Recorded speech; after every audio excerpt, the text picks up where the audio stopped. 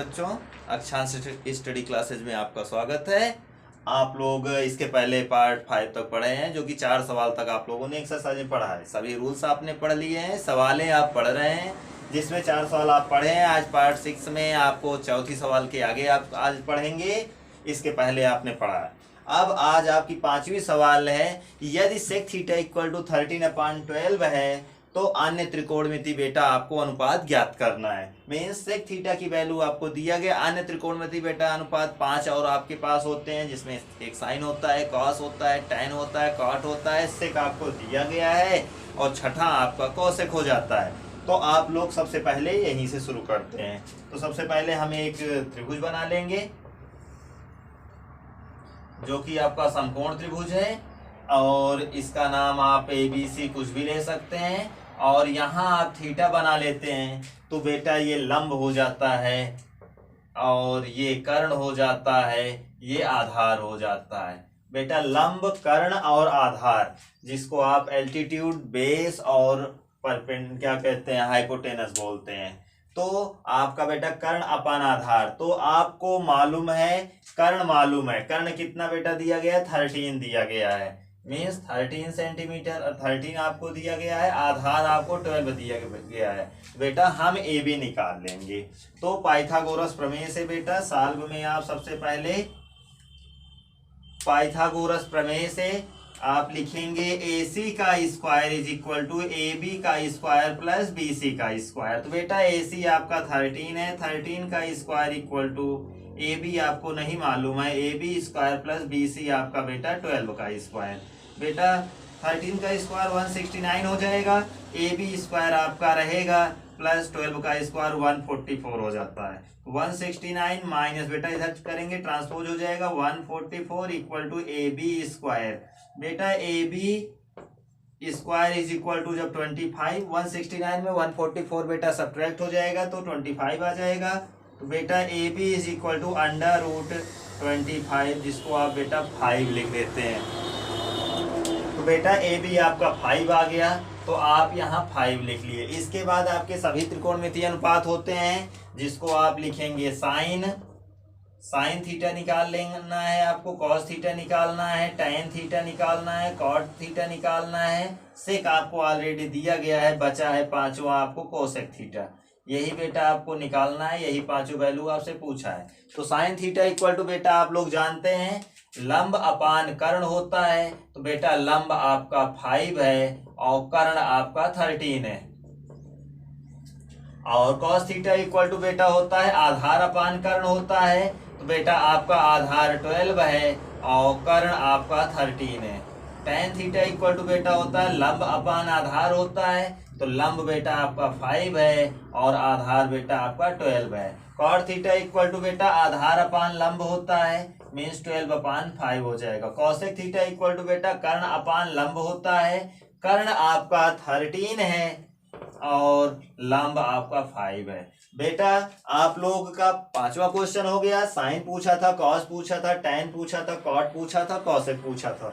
तो आपने अपनी सभी वैल्यू निकाल लिया। बेटा इतना नोट कर लो, आपको और आगे बताया जाता है। ठीक बेटा, आप लोग इतना नोट कर लिए होंगे। अब आपका छठा क्वेश्चन चलते हैं।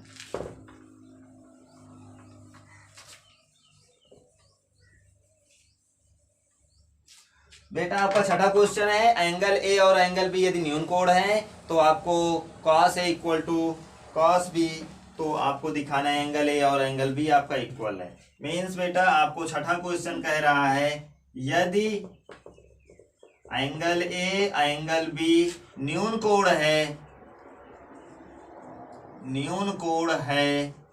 तथा cos A equal to cos B आपको दिया गया है, तो सिद्ध करना है angle A equal to angle B। बेटा आपको दिया गया A और B आपका न्यून कोण है। तो बेटा आपका A और B अगर न्यून कोण है तो आपका क्या कहते हैं, बनाते हैं फिगर हम लोग, 90 अंश से कम होगा। तो A और B न्यून कोण हो गया, C आपका समकोण हो जाएगा बेटा। इसके बाद cos A equal to cos B दिया गया। बेटा हम लोग सॉल्व करने में सबसे पहले नोट करेंगे कि आपका इसमें A और B जब आपका न्यून कोण है तो cos A इक्वल टू, अगर A हम इसको मानते हैं तो हमारा लंब ये हो जाएगा, आधार ये हो जाएगा। तो हम cos A इक्वल टू निकाल लेंगे। cos A इक्वल टू बेटा हो जाएगा लंब ये आपका BC है और आधार है ये कर्ण है। cos थीटा इक्वल टू बेटा होता है आधार अपान कर्ण होता है, और आधार आपका AC है और कर्ण AB है, तो AC अपान AB हो जाएगा। और बेटा cos B की भी बात कहा है तो cos B भी आप निकालते हैं तो ये भी आधार अपान कर्ण ही होगा।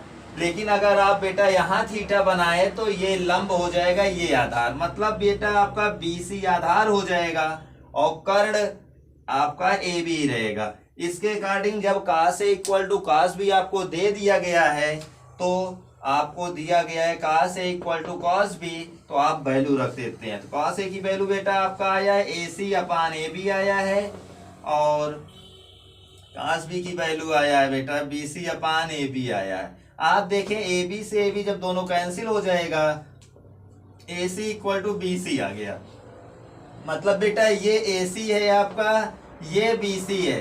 जब AC और BC आपका बराबर आ गया तो आप पढ़े हो बराबर भुजाओं के सम्मुख कोण बराबर होते हैं, इसलिए बेटा जब आपकी बराबर भुजाओं के सम्मुख कोण तो इसके सामने ये एंगल है, इसके सामने ये एंगल है, तो इसलिए बेटा आपका angle A equal to angle B हो जाएगा। आप यहाँ कंडीशन लिख देंगे बराबर भुजाओं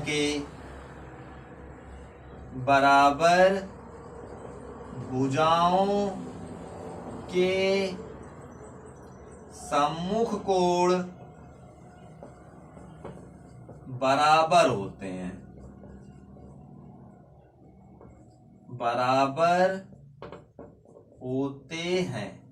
तो बेटा इस तरह से आपका ये छठा क्वेश्चन भी हो गया कि आपको सिद्ध करना था कि एंगल ए और एंगल बी कैसे बराबर होगा। cos से दिया गया है, cos भी दिया गया है, तो आपने अपना वैल्यू निकाल के दोनों को दिखा दिया। AC इक्वल टू BC आ गया, जब AC और BC हमारा बराबर है तो उसके सम्मुख भुजाएं भी बराबर होंगी। तो बेटा इस तरह आप छठा भी क्वेश्चन भी नोट कर लीजिए। ठीक बेटा, आप लोग नोट कर लिए हैं, आगे चलते हैं।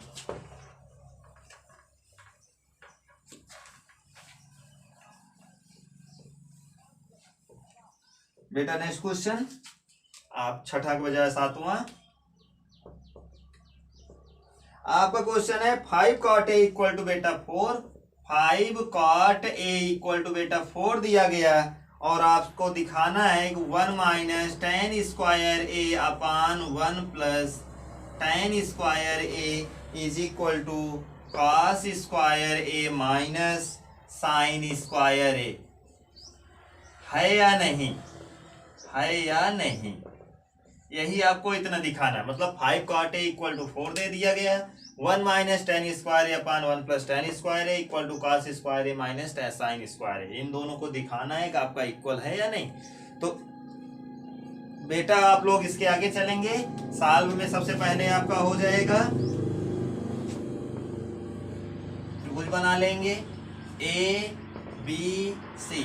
आप इसी को बेटा आगे लिखेंगे cot A इक्वल टू आपका 4/5 हो जाएगा। cot A is equal to 4/5 हो जाएगा। cot A is equal to 4/5 हो जाएगा। ठीक बेटा, आप लोगों को ये जो 5 हो गया है ये थोड़ा गलती से 3 कर दिया गया है, ये 3 हो जाएगा, तो 4/3 है। तो बेटा आप जानते हो cot थीटा आपको जो दिया गया है, cot theta is equal to होता है आधार अपान लंब। आधार अपान बेटा क्या होता है, लंब। तो आपका अगर ये थीटा हुआ तो आधार आपका ये है, लंब ये हो जाएगा।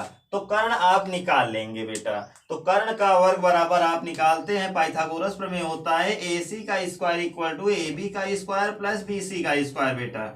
तो AC स्क्वायर इक्वल टू 3 का स्क्वायर प्लस 4 का स्क्वायर बेटा।